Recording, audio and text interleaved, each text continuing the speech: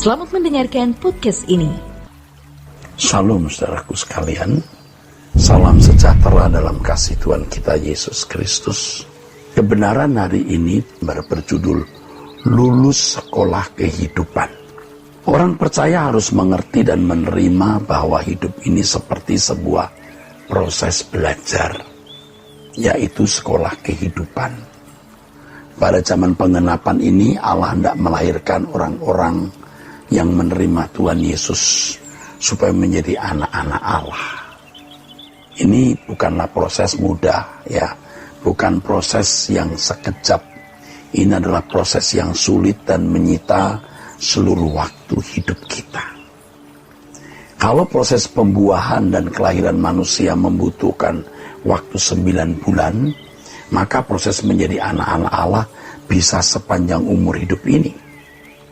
Menghayati hal ini, seseorang dapat mengerti betapa berharganya waktu hidup yang dimilikinya. Setiap orang percaya harus memilih, saudaraku sekalian. Ya, harus memilih. Ini bukan satu yang bisa berlangsung dengan sendirinya. Waktu yang ada bisa digunakan untuk mempersiapkan kekekalan yang indah luar biasa atau kebinasaan yang dahsyat. Tinggal keputusan individu, saudaraku. Ya. Jadi apakah seseorang memilih menggunakan waktunya untuk bertumbuh menjadi anak-anak Allah sehingga dimuliakan, atau tidak menggunakan waktu itu? Ya, kalau tidak menggunakan waktu itu berarti binasa. Injil adalah kabar baik. Maksudnya bahwa pada zaman penggenapan ini, manusia dimungkinkan untuk menjadi manusia sempurna. Untuk itu Roh Kudus dimeteraikan dalam hidup orang percaya. Dimeteraikan. Luar biasa, saudara, dimeteraikan. Luar biasa, dimeteraikan. Mengapa hal ini tidak bisa dilakukan di zaman perjanjian lama? Ya, alasannya yang pertama karena pada saat itu belum ada penebusan. Dan kedua karena belum ada Injil. Roh Kudus tidak dapat mengubah seseorang tanpa perangkat Injil. Roh Kudus tidak dapat mengubah seorang tanpa perangkat firman yang diajarkan Tuhan Yesus. Nah, dengan Roh Kudus dan firman yang Tuhan Yesus ajarkan, orang percaya masuk dalam proses sekolah kehidupan untuk sempurna. Saudaraku sekalian kasih, tujuan keselamatan pada intinya adalah menjadi anak manusia, ya, yang berubah terus sehingga berkeadaan sebagai anak-anak Allah. Dengan keadaan sebagai anak-anak Allah, maka seseorang barulah mendapat legalitas atau pengesahan status sebagai anak-anak Allah. Dengan demikian, seseorang dikatakan berstatus sebagai anak-anak Allah kalau berkeadaan sebagai anak-anak Allah. Berkeadaan sebagai anak-anak Allah maksudnya memiliki ciri-ciri nyata dalam kehidupan ini yang dapat dilihat dan dirasakan oleh orang lain. Dalam hal ini, ya, paling tidak ada 5 ciri seseorang yang berkeadaan sebagai anak-anak Allah. Pertama, kehidupan yang tidak bercacat dan tidak bercela. Kedua, tidak memiliki perasaan takut menghadapi segala keadaan. Ketiga, tidak memandang dunia sebagai keindahan. Keempat, merindukan rumah Bapa.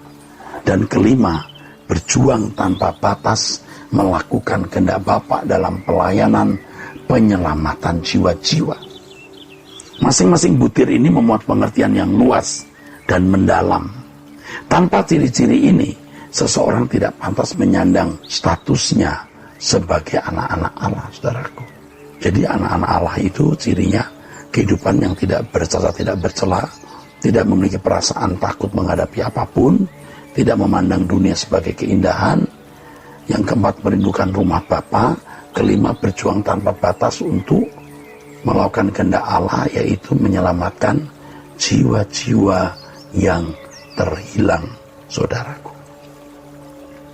Setiap orang percaya harus mengalami proses perubahan status dari anak gampang, anak yang tidak sah, atau notos menjadi anak yang sah atau huios. Notos adalah anak yang tidak resmi, ya. Penjelasan mengenai notos dan huios ini tertulis dalam Ibrani pasal 12. Di sini kita menemukan perjuangan yang harus dijalani oleh setiap orang percaya sebagai perlombaan yang wajib, perlombaan yang diwajibkan. Nah, betapa malangnya orang-orang yang merasa sudah sah sebagai anak-anak Allah, sehingga tidak bertekun dalam perlombaan yang diwajibkan tersebut. Sebagai gantinya, tidak bertekun dalam perlombaan yang diwajibkan itu, ya akhirnya tidak mengalami perubahan. Banyak orang tidak melakukan perlombaan yang wajib ini, hidupnya wajar seperti manusia lain, dengan segala atributnya, bagaimana menjalani hidup, yang mengejar pendidikan, bekerja untuk fasilitas, mencari teman hidup, rumah tangga, memiliki keturunan, ya, memiliki fasilitas yang lain, apalagi kalau banyak duit, ya, mau rumah mewah, mobil mewah, barang branded, dan berbagai fasilitas lain. Semua ini dipandang sebagai memberi martabat. Pada umumnya, orang berjuang hanya untuk hal tersebut sampai masuk ke dalam kubur. Ya, tidaklah demikian dengan anak-anak Allah, saudaraku. Ya. Nah, Bapak mendidik orang percaya dengan pukulan atau hajaran. Kalau diperlukan